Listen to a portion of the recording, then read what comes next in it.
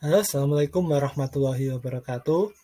Ketemu lagi dengan Pak Aan. Hari ini kita akan belajar pada materi tema 2, subtema 1, pembelajaran 1. Tujuan pembelajaran kita yaitu yang pertama, mampu menyebutkan informasi terkait dengan pertanyaan apa, di mana, kapan, dan siapa. Yang kedua, siswa mampu mempresentasikan informasi dari teks bacaan terkait dengan pertanyaan apa, di mana, kapan, dan siapa. Yang ketiga, siswa mampu menemukan informasi tentang organ-organ pernapasan hewan. Yang keempat, siswa mampu membuat bagan cara kerja organ pernapasan hewan. Selanjutnya,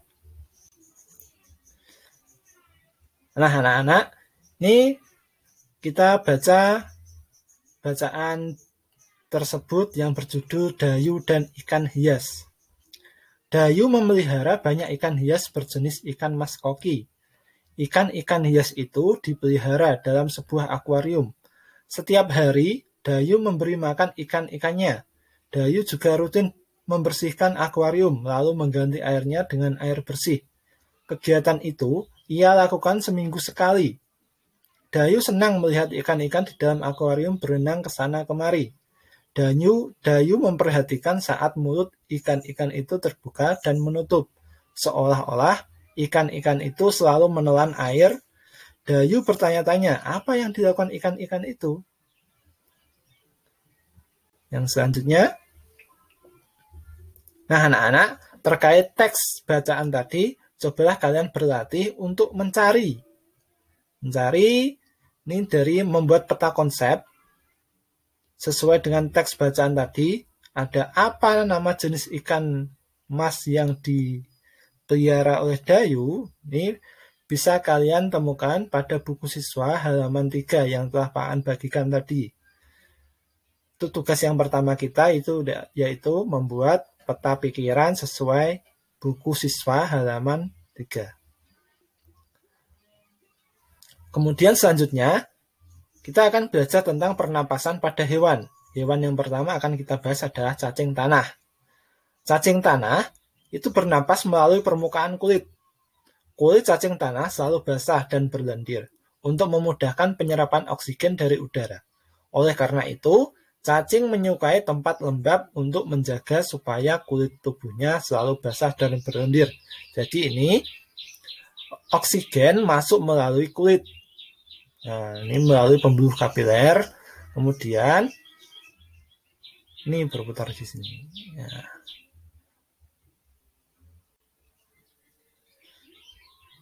Yang selanjutnya anak-anak, hewan kedua adalah serangga.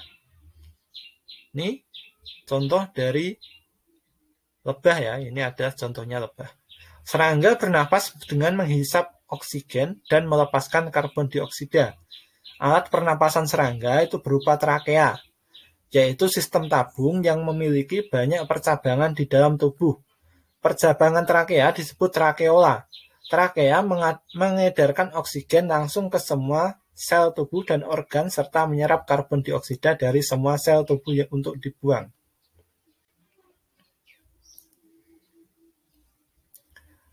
Hewan yang selanjutnya adalah ikan.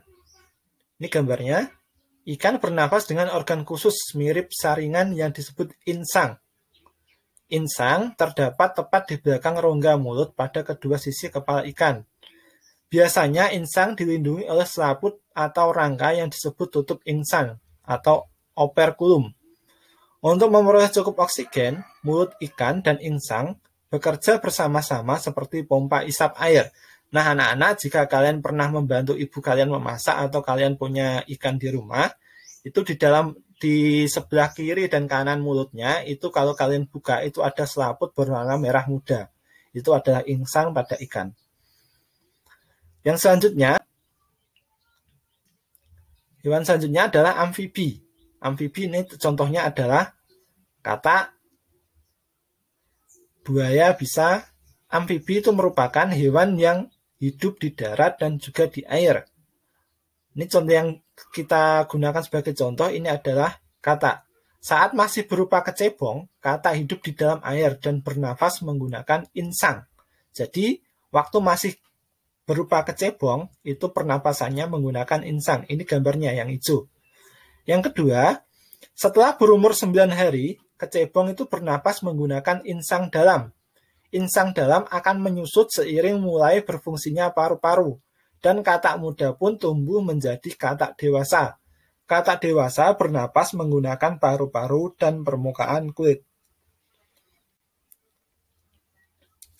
Nah, selanjutnya anak-anak, hewan selanjutnya adalah reptil.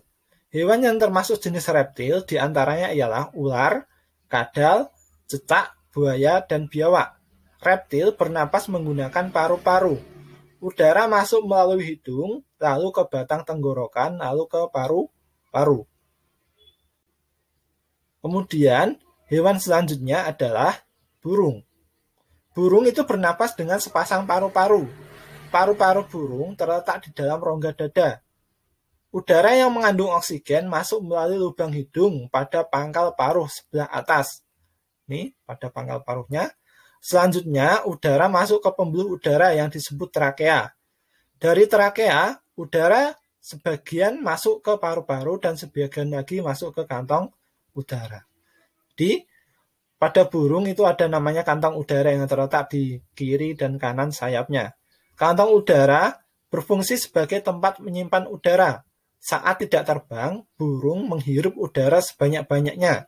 Udara yang dihirup itu kemudian disimpan dalam kantong udara. Saat terbang, burung tidak menghirup udara, melainkan mengambil dari kantong udara. Jadi pada burung itu saat terbang, dia itu bernafas dengan bantuan kantong udara atau biasa disebut dengan pundi-pundi udara. Jika dalam keadaan biasa, dia bernafas menggunakan paru-paru. Hewan yang terakhir adalah mamalia. Mamalia ini ada dua jenisnya, yaitu mamalia darat dan mamalia air. Mamalia darat itu contohnya kambing, sapi, kerbau, dan kuda. Manusia juga termasuk mamalia. Mamalia air misalnya paus, ikan duyung, dan lumba-lumba. Alat pernapasan mamalia darat terdiri atas hidung, pangkal tenggorok, batang tenggorok, dan paru-paru. Perhatikan ini contohnya. Nah, pada mamalia air, hidungnya dilengkapi dengan katup. Saat mamalia tersebut menyelam, katup akan menutup. Sebaliknya, saat mamalia tersebut muncul ke permukaan air, katup terbuka. Saat itulah mamalia air tersebut akan menghirup oksigen serta mengeluarkan karbon dioksida dan uap air. Jadi anak-anak, jika kalian pernah memperhatikan atau melihat video ikan paus atau ikan lumba-lumba, itu dia setiap beberapa menit sekali, dia itu selalu muncul ke permukaan air. Itu tujuannya adalah untuk menghirup oksigen dan mengeluarkan karbon dioksida. Jadi kalau bernafasnya saat dia itu keluar dari permukaan air.